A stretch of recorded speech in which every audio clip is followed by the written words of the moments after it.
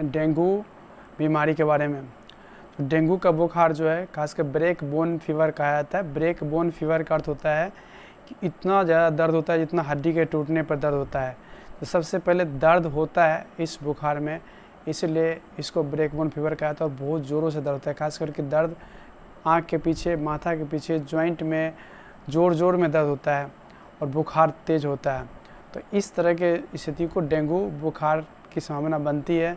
और डेंगू जो बीमारी होती है एडिस नाम के जो मच्छर के काटने से होती है। अगर उस मच्छर में डेंगू का वायरस रहता है तो फिर डेंगू हो सकता है, अगर वायरस नहीं है तो फिर काटने से कुछ नहीं होगा। यानी डेंगू वायरस से पीड़ित, डेंगू वायरस से जुड़ा हुआ मच्छर अगर आपको काटता है तभी आपको डेंगू होता है। तो चल रहे हैं इसी बात को लिखा हुआ है यहाँ पे कि डेंगू वायरस संक्रमित एडिस मच्छर के काटने से फैलता है। मच्छर तब संक्रमित हो जब पहले से ही वायरस से संक्रमित व्यक्ति को काटता है। यानी डेंगू का वायरस एक मनुष्य और मच्छर के बीच में घूमते रहता है। अगर कोई डेंगू से पीड़ित मरीज है उसको अगर मच्छर काट लेता है, जैसे वायरस नहीं उसके शरीर में, तो उसके शरीर में चला जाता है। कुछ दिन में वायरस अपनी संख्या को बढ़ा लेता है, जो अच्छा से बढ़ा लेता है, फिर वो बाहर मच्छर किसी और को काटता है तो फिर डेंगू वायरस उसमें भी चला जाता है।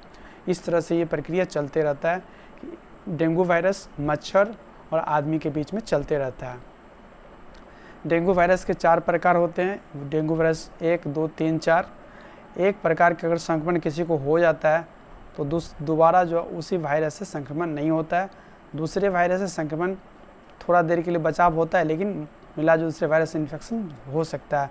और कभी कभी दूसरा वायरस से इन्फेक्शन होने से खतरनाक ज़्यादा भी हो जाता है। यानी डेंगू पहला डेंगू जो आसान था, अच्छी तरह से ठीक हो गया, दूसरा बार डेंगू हुआ बहुत खतरनाक भी हो सकता है। तो ये सिचुएशन डेंगू वायरस में होता है।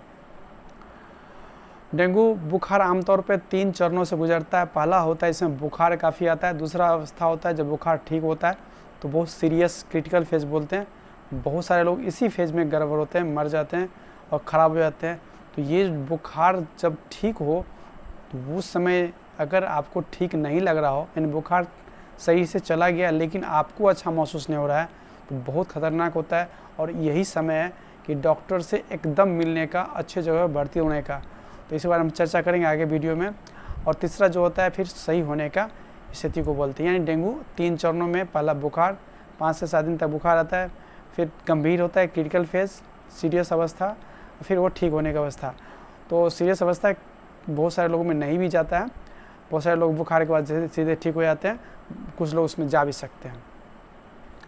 बुखार, इसका जो तेज़ बुखार आना, माथा में दर्द होना, आँख के पीछे दर्द होना, मांसपेशियों जोड़ों में दर्द होना, उल्टी ऐसा महसूस होना और कभी कभी छोटा छोटा दाना निकल जाता है, तो ये सब जो है डेंगू बुखार का लक्षण होता है।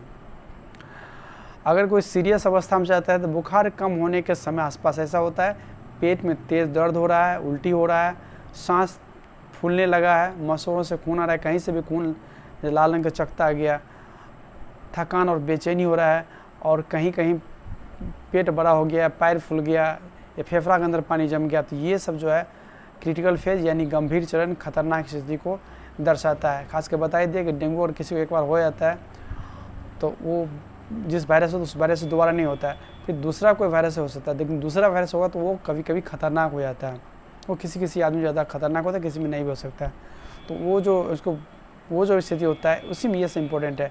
तो किसी भी डेंगू मरीज में अगर ये सब लक्षण है, पेट में बहुत तेज़ दर्द है, उल्टी हो रही है, सांस फूल रहा है, यानी ठीक से चल भी नहीं पा रहे हैं, पैखाना पेशाब या उठने बैठने के लिए किसी को सहारा लेना पड़ रहा है, इतने कमज़ोर हो गए हैं, या सांस फूलने लगा है या कहीं से खून गिरने लगा है, तो ये सब जो कहीं पैर फूल गया है, फेफड़ा में पानी जमा, ये सब सीरियस अवस्था है, इसमें भर्ती होना ही चाहिए ताकि सही से डेंगू को मैनेज किया जा सके।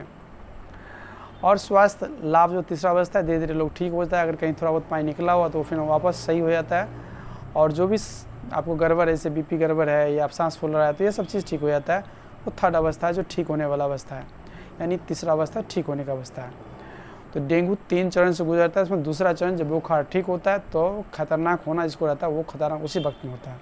इसलिए जिस वक्त बुखार ठीक हो जाए उस वक्त ज़रूर डॉक्टर से एक बार जाके फिर दिखाना चाहिए। एटलीस्ट डेंगू में 2 बार दिखाना चाहिए।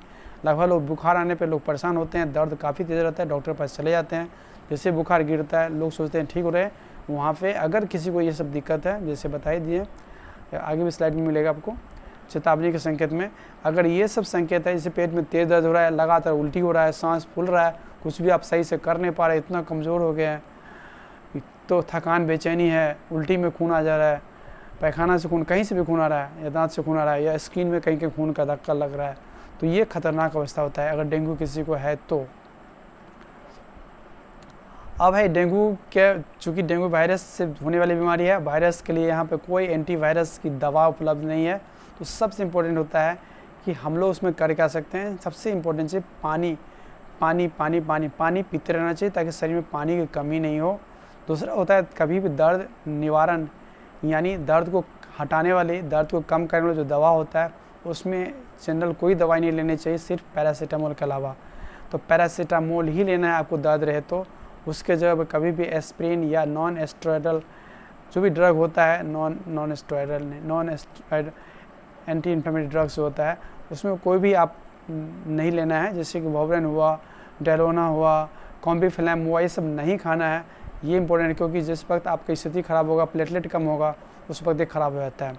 और डेंगू में दो स्थिति जो ख़राब होती, सीरियस बनाता है आपको, एक होता है प्लेटलेट कम होना, दूसरा होता है खून की नली का जो है पानी को रोकने, खून के अंदर पानी उसको रोकने की क्षमता होती है, पानी के साथ और मेटेरियल सबको, वो कमज़ोर हो जाना, उसके अंदर लीकेज हो जाना, जिस कारण से पेट फूल जाता है, फेफड़ा में पानी आ जाता है, या कहीं भी और भी पानी आ सकता है, या सांस फूलने लगता है। तो ये सब जो इम्पोर्टेंट बात है, तो उसमें अगर आप कोई दर्द का गोली खाया हुआ है इस तरह का, एस्प्रिन या वोवरेन, कॉम्बीफ्लैम या नाइस, ये सब, तो खतरनाक ज़्यादा हो जाता है, आसानी से खतरनाक हो सकता है। वही जो पैरासीटामोल लिया वो कम खतरनाक होता है या नहीं खतरनाक होता है। तो इस बात को ध्यान रखना है कि आपको पानी अच्छे से पीते रहना है। खाना सादा मतलब तेल मसाला कम हो, हरी साग सब्जी हो, फल हो, सलाद हो, ये सब ज़्यादा खाना है। आराम खूब करना है, चाहे मानसिक हो शारीरिक, दोनों आराम करना है। तो इम्पोर्टेंट क्या है, आपको पानी सही से पीना है, आपको भोजन सादा लेना है जिसमें सब्जी, हरी सब्जी ज़्यादा हो, आराम करना है। उसके साथ बुखार के लिए पैरासीटामोल लेना है। यही मुख्य दवा है डेंगू वायरस के।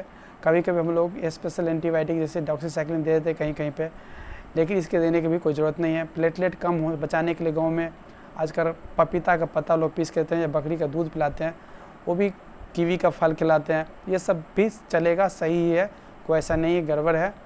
लेकिन सफाई का ध्यान रखिए, चाहे कोई फल खा रहे हो तो सफाई का ध्यान, बकरी का दूध पिलाओ तो सफाई का ध्यान, या पपीता का पत्ता आपको पीस के पानी से पहले पत्ता धो के फिर पीस के फिर उसको पानी मिला के फिर उसको छान के फिर उसको हल्का गर्म करके फिर ठंडा करके, यानी सफाई का ध्यान रखना ताकि किसी तरह का इन्फेक्शन भी उसके माध्यम से नहीं चला जाए।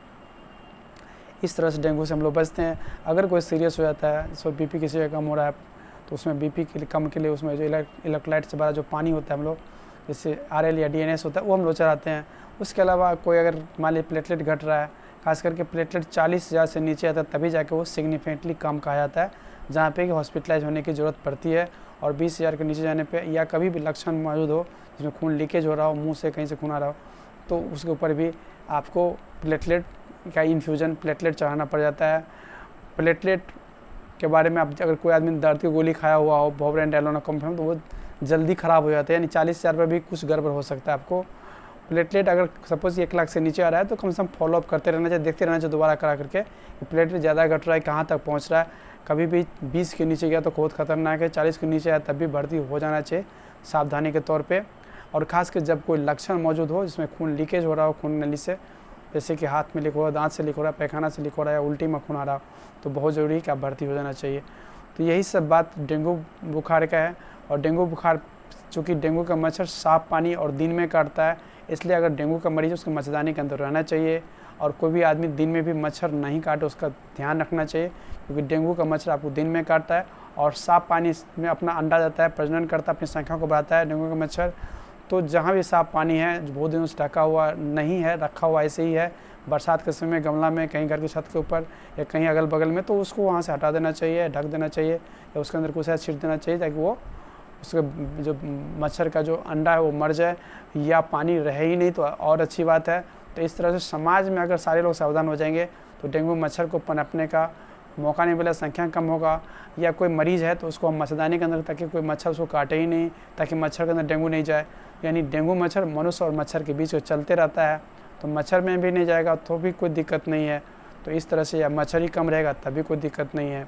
तो इस तरह से इस सारी बातों का ख्याल रख करके डेंगू के मरीज़ या कोई और बीमारी को उन्हें बुखार या और कोई भी नहीं हो, सारे बुखार में बोला जाता है पानी अच्छा से पीजिए, सादा खाना खाइए, आराम कीजिए, जल्दी ठीक हो जाते हैं।